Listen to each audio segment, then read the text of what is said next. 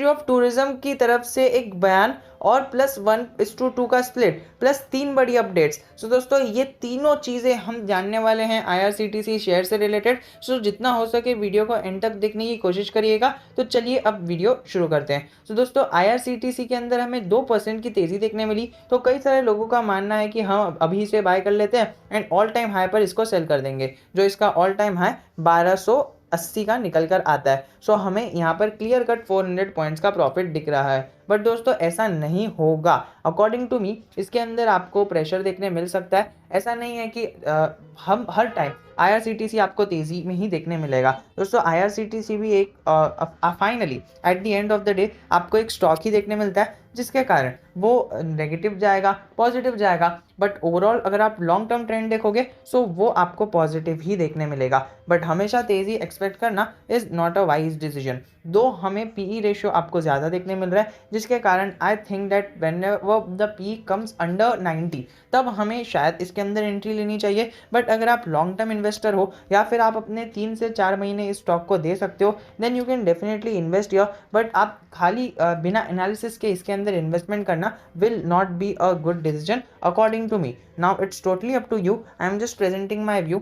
सो IRCTC यहाँ पर 3 challenges face कर रही है, जो मुझे लगता है कि सही भी है। सो दोस्तों पहला चैलेंज ये है कि IRCTC को पर ट्रेन का कॉस्ट बहुत ज़्यादा आ रहा है, क्योंकि पहली बात तो ट्रेन के अंदर ज़्यादा कोई ट्रैवल नहीं करता है एंड जो करता है वो पास से करता है। और पास कहाँ से आता है?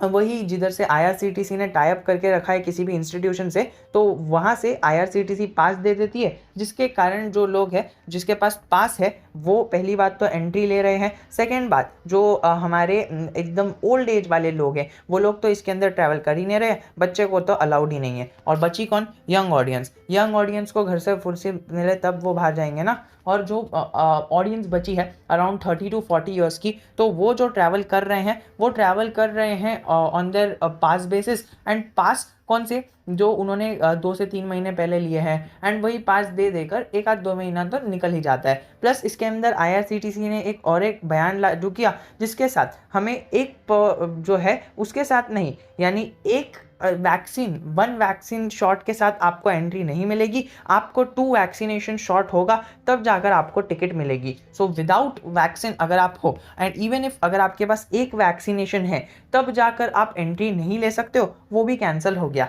जिसके कारण कई सारे जो इसके अंदर कस्टमर्स है वो कस्टमर्स उन्हें तो ट्रैवल करना है, लेकिन उनके पास तो खाली एक ही ये वैक्सीन है। जिसके पास खाली एक वैक्सीन है और वो उसको ट्रैवल करना है, वो क्या करेगा? पहले तो टिकट लेने की कोशिश करेगा, टिकट नहीं मिलेगी तो विदाउट टिकट ट्रैवल करेगा। और कुछ कर सकता है क्या? नहीं कर सकता है, बिकॉज IRCTC ही टिकट नहीं दे रही है। सो इससे जो दूसरा बिजनेस है जो कोई पकड़ लेता है तब वहाँ पर जो टिकट कट जाती है वो अलग बात है। लेकिन कई बार कितने सारे लोगों का तो ऐसे ही चल रहा है, बिकॉज उनके पास डबल वैक्सीनेशन नहीं है, उसकी वजह से उन्हें टिकट्स नहीं मिल रही है। जिसके कारण कई सारी ट्रेन्स के अंदर लोग तो रहते हैं लेकिन उसके अंदर IRCTC को प्रॉफिट नहीं हो रहा है। जिसके कारण IRCTC ने एक डिस्कशन लागू करके कई सारी जो हार्ड डिसीजन लेकर उन्होंने अनप्रॉफिटेबल ट्रेन्स को बंद करने का और पोस्टपोन करने का भी फैसला जारी किया है। सो दोस्तों यहाँ पर आपको सारी डिटेल्स मिल जाएगी। आई am not gonna read it because video काफ़ी लंबा हो जाएगा एंड वीडियो में हमें कई सारी चीज़ें भी डिस्कस करनी है। अगर हम बात करें सेकेंड अपडेट की, तो जोमेटो IRCTC को MSCI इंडेक्स के अंदर प्लेस मिल गई, जिसके कारण IRCTC के अंदर अच्छा खासा इन्फ्लो आने वाला है। अराउंड $171 मिलियन का इन्वेस्टमेंट IRCTC के अंदर आने वाला है, जिसके कारण हमें IRCTC लंबे समय के लिए अच्छा खासा परफॉर्म करते हुए देखने मिल सकता है। तो दोस्तों अगर आपका व्यू अराउंड दिसंबर के महीने तक है, अगर आप दिसंबर और जनवरी तक होल्ड कर सकते हो, so IRCTC can also be a good pick for you, but do take your own decisions before investing in any stocks. According to me IRCTC is at good valuation. I don't think कि यहाँ पर 800 फिर 700 के level पर, तो आप सोच रहे हो कि 700 के लेवल पर आ जाएगा। सो आई डोंट थिंक कि 700 के लेवल पर आ जाएगा। और कई सारे लोग अभी वेट कर रहे हैं, कल भी वेट करेंगे और आने वाले टाइम में भी 700 के लेवल का वेट करेंगे। लेकिन शेयर 1400, 1700, 7000 का हो जाएगा, लेकिन 700 का नहीं आएगा अकॉर्डिंग टू मी। और दोस्तों आ भी सकता है, ऐसी मेरी कोई गारंटी नहीं है, लेकिन कई सारे लोग 500, 300 ऐसा का भी वेट कर रहे हैं। सो दोस्तों अपने बजट के हिसाब से मत देखो। इवन अगर आप एक शेयर भी अफोर्ड कर रहे हो तो एक शेयर ले लो, तो शेयर की क्वांटिटी एक्टिविटी से कुछ भी फ़ायदा नहीं होता है, शेयर के प्राइस से कुछ भी फ़ायदा नहीं होता है, शेयर की क्वालिटी के से फ़ायदा होता है कितना परसेंट वो रिटर्न आपको बनाकर दे रहा है अपने इन्वेस्टेड सम कर। अगर आप देखो रेवेन्यू के अंदर 357% की ग्रोथ और नेट इनकम के अंदर भी 385% की ग्रोथ आईआरसीटीसी ने दिखाई थी अराउंड कौन से सितंबर क्वार्टर के अंदर। अगर आप देखोगे आईआरसीटीसी के डिलीवरी बेस कामकाज की, तो आप पहले इसका क्वांटिटी बेसिस पर डिलीवरी ट्रेड देख रहे हो, तो क्वांटिटी ट्रेडेड आपको 1 करोड़ के आसपास का तो खाली एनएससी के अंदर ही दिख रहा है, और बीएससी का मिलाकर आपको 2 से 3 करोड़ के आसपास की क्वांटिटी ट्रेड होते हुए देखने मिल गई है। और वहीं पर अगर हम देखें उसके सामने आपको 38% के आसपास की क्वांटिटी डिलीवरी बेसिस पर उठाई जा चुकी है। तो आप दोनों बीएससी और एनएससी का एवरेज निकालो तो आपको 38% की फ्राइडे को क्वांटिटी डिलीवरी बेसिस पर उठाई हुई देखने मिल रही है। सो you can consider that even अगर आप देखो तो इसके अंदर बाइंग के लिए एएम ऑर्डर्स लगे हैं, आई नो कि ज़्यादा नहीं लगे हैं, बट स्टिल सेलिंग ऑर्डर लगने से अच्छा तो है कि एएमओ ऑर्डर बाइंग के अंदर ही लग जाए। प्लस अगर आप देखो तो इसके अंदर ट्रेड वॉल्यूम जो है वो अराउंड 92 लाख के आसपास का बना है, जिसकी वैल्यू 79,000 लाख की बन रही है। मिनिस्ट्री ऑफ रेलवे की तरफ से कई सारे बयान आए हैं, चलिए हम रीड करते हैं। थोड़ी सी हिंदी मेरी वीक है, so let's read it one by one. अगर हम देखें, पर्यटन मंत्रालय देश में पर्यटन उद्योग को देने के लिए भारतीय रेलवे, खानपान और पर्यटन निगम के साथ एक समझौता किया है।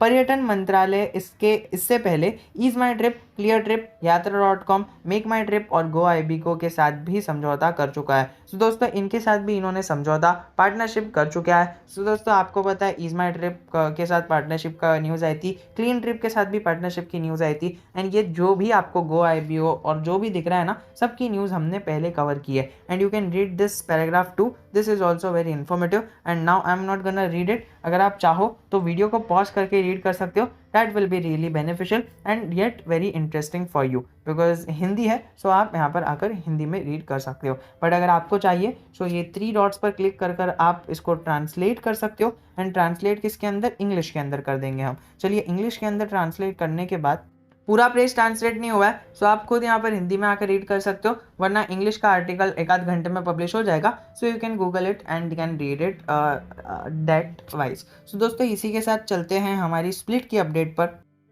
तो दोस्तों फाइनली हम आ जाते हैं कौन से 1:2 का जिसने स्प्लिट दिया है, यानी अगर आप एक शेयर होल्ड करते हो तो आपको 2 शेयर मिलेंगे। अगर आप देखो सो 1840 रुपये का एक शेयर है। आप देखो तो steel strips wheels limited SSWL का ये है, और अगर आप देखो तो इसका पी रेशियो बहुत ही ज़्यादा नीचे मिल रहा है, 15 के आसपास का पी रेशियो इसका दिख रहा है, एंड मार्केट कैपिटलाइजेशन बहुत ही ज़्यादा छोटा है, अराउंड 3000 करोड़ का है। सो अगर आप देखो जो रिलायंस इंडस्ट्रीज़ है उसका जो मार्केट कैपिटलाइजेशन है वो कितना ज़्यादा है, और स्टील स्ट्रिप्स का कितना है, देखिए 17 लाख, 17 लाख के सामने तीन कुछ है क्या, आप मुझे बताइए। 3,000 कहाँ और 17 लाख कहाँ, तो 17 लाख करोड़ का रिलायंस इंडस्ट्रीज का मार्केट कैपिटलाइजेशन है और 3,000 करोड़ का हमारा SSWL का मार्केट कैपिटलाइजेशन है। तो इतनी छोटी कंपनी है, मिड कैप कंपनी भी नहीं है, स्मॉल कैप कंपनी हमें कह सकते हैं हम इसे। तो दोस्तों स्मॉल कैप कंपनी है तो उसके हिसाब से आप इसके अपने रिस्क को मैनेज करते हुए इसके अंदर इन्वेस्टमेंट करने की सोच सकते हो।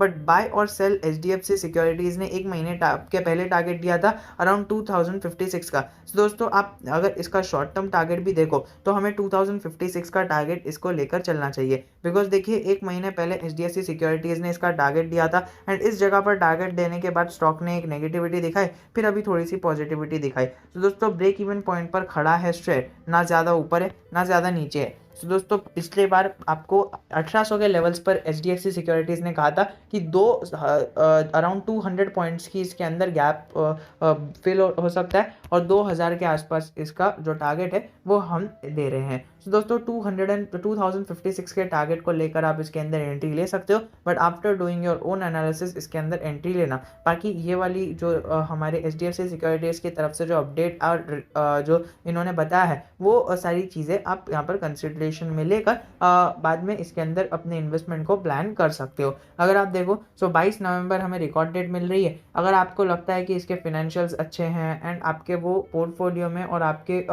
स्टाइलिंग में बैठ रहा है या हमारे बाइंग स्टाइल के अंदर बैठ रहा है, सो आप याद रख सकते हो 22 नवंबर को इसकी रिकॉर्ड डेट है, और ये 22 नवंबर यानी 21 नवंबर को इसकी एक्स रिकॉर्ड डेट है, एक्स डेट है। लेकिन दोस्तों wait, here is a twist, 22 नवंबर को आपको मंडे देखने मिल रहा है, जिसके कारण आपको 21 नवंबर संडे देखने मिलेगा, फिर 20 नवंबर आपको हमारा सैटरडे देखने मिलेगा। सो आपको दिख रहा है कि 19 नवंबर की एक्स डेट है। सो अगर आप 19 नवंबर को खरीदते हो या फिर उसके बाद खरीदते हो तो आपको स्टॉक नहीं मिलेगा स्प्लिट के लिए। 19 नवंबर को भी अगर आप खरीद रहे हो तो आपको नहीं मिलेगा, आपको खरीदना है 18 को। और 18 को मुझे लगता है कि 19 को भी कुछ है जिसकी वजह से मार्केट बंद है। तो आप समझ लीजिए कि आपको है ना 18 को नहीं खरीदना है, आपको 17 तारीख को खरीदना है, या फिर उसके पहले आप स्टॉक को बाय कर सकते हो। 17 तारीख को बाय करोगे तो आपको स्प्लिट मिल जाएगा, और पहले से अगर आप इस शेयर के अंदर बने हुए हो सो you can continue your position और वॉट एवर यू वांट, आप इसके अंदर एवरेज आउट या फिर कुछ और भी चीज़ें कर सकते हो। बट स्प्लिट के बाद थोड़ा सा कोई भी स्टॉक जो है वो एक प्रेशर में या फिर एक कंसोलिडेशन फेज में चले जाता है। मोस्ट प्रोबेबली वो 1 वीक या फिर 1 मंथ के लिए चले जाता है। So it depends on the stock and the quantity traded here, and according to looking at the quantity that is traded in this stock, I think कि इसके अंदर अराउंड 2 से 3 वीक्स के आसपास का कंसोलिडेशन भी लग सकता है। सो इस हिसाब से अपने रिस्क को मैनेज कर लेना। एंड अगर आपको चाहिए इस पर detailed video so do let me know in the comment section, I will be definitely making a video on this topic.